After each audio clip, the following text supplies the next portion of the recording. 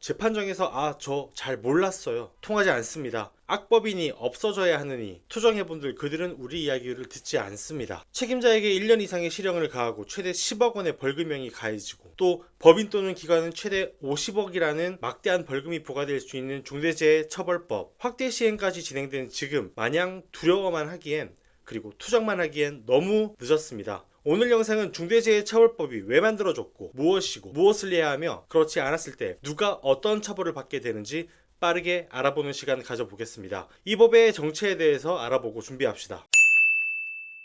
중처법이란 중대산업재해 또는 중대시민재해가 발생하는 경우 그러한 재해가 사업주 또는 경영책임자 등이 안전 및 보건 확보 의무를 다하지 못하여 발생했다면 강도 높은 형법에 따라 사망의 경우 1년 이상의 징역 그리고 10억 원 이하의 벌금을 받게 되고 민법상 손해액의 최대 5배 범위에 대하는 징벌적 손해배상 책임을 부담할 수 있도록 하는 법입니다.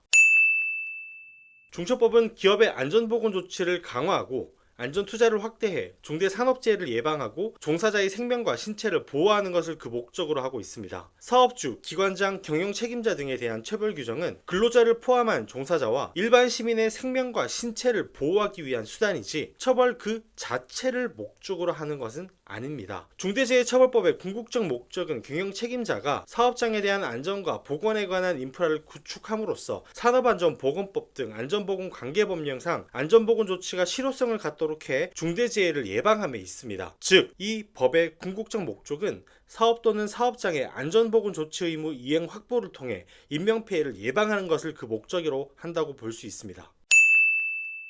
태안화력발전소 고 김영균씨 사고, 이천 물류창고 건설 현장 화재 사고 등 산업재해로 인한 사망사고, 그리고 가습기 살균제 사건, 세월호 사건과 같은 시민재해로 인한 사망사고가 사회적 문제로 지적되어 왔습니다.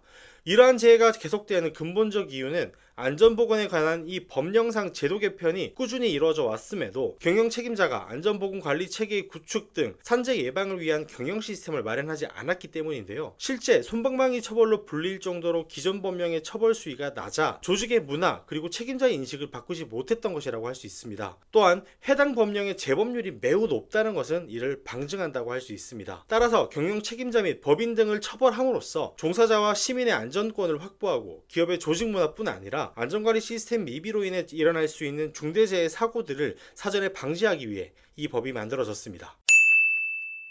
중처법에서는 그 책임의 주체로 법인 또는 기관의 경영 책임자, 대표이사 등 사업을 대표하고 총괄하는 권한과 책임이 있는 사람으로 경영 책임자는 예산, 인사를 포함한 안전과 관련한 최종 결정권자를 책임 주체로 명시하고 있습니다. 기업의 경우 오너, 대표이사가 책임 주체로 해석될 가능성이 높습니다. 경영 책임자 정의에 대해 그간 많은 갑론을박이 있었으며 소위 CSO 방패론, 즉 최고 안전 책임자 선임으로 사업주 대표이사를 보호하기 위한 노력들이 있었지만 지금까지의 판결상 CEO들이 경영 책임자로 해석되어 왔기에 실질적으로 해당 기업의 최종 결정권을 행사하는 자가 경영 책임자로 해석될 가능성이 매우 높습니다. 또한 최근 S그룹 회장이 계열사 사고에 대한 경영 책임자로 재판받고 있는 점 역시 주목해야 합니다. 공공기관의 경우 중앙행정기관, 지방자치단체, 공공기관의 단체장이 책임 주체로 장관, 시장, 이사장 등이 그 경영 책임자라고 할 수 있습니다. 중대재해는 중대산업재해와 중대시민재해로 나뉘어집니다. 먼저 중대산업재해는 사망자가 발생하거나 전치 6개월 이상 부상자 2명 이상이거나 직업성 질병자가 1년 이내 3명 이상 발생한 산업재해를 말합니다. 중대시민재해는 특정 원료 또는 제조물, 공중이용시설 또는 공중교통수단의 설계, 제조, 설치, 관리상의 결함을 원인으로 발생한 재해를 뜻하며 사망자가 1명 이상 발생하거나 동일한 사고로 2개월 이상 치료가 필요한 부상자가 10명 이상 발생한 경우 또는 동일한 원인으로 3개월 이상 치료가 필요한 질병자가 10명 이상 발생한 경우에 해당됩니다.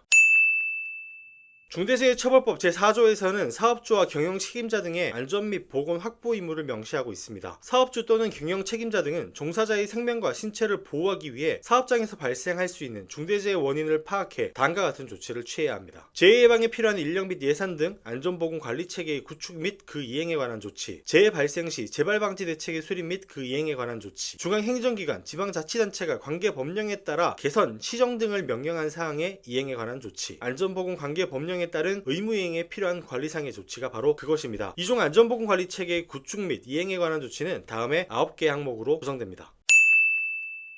중처법을 위반하여 중대재해가 발생한 경우 다음과 같은 처벌을 받게 됩니다. 사망자 발생 시 책임 주체에게 1년 이상의 징역 또는 10억 원 이하의 벌금형이 부과됩니다. 부상자 또는 질병자가 발생했을 경우 책임 주체에게 7년 이하의 징역 또는 1억 원 이하의 벌금형이 부과될 수 있습니다. 또한 양별 규정을 두어 사망자가 발생한 경우 해당 법인 또는 기관에 최대 50억 원의 벌금을, 부상자 또는 질병자가 발생한 경우 최대 10억 원의 벌금을 부과할 수 있도록 정하고 있습니다. 이때 중대재해 처벌을 받은 사업주가 5년 이내에 다시 이 법을 위반한 경우에 각 항에서 정한 형의 최대 2분의 1까지 가중처벌을 받을 수 있습니다.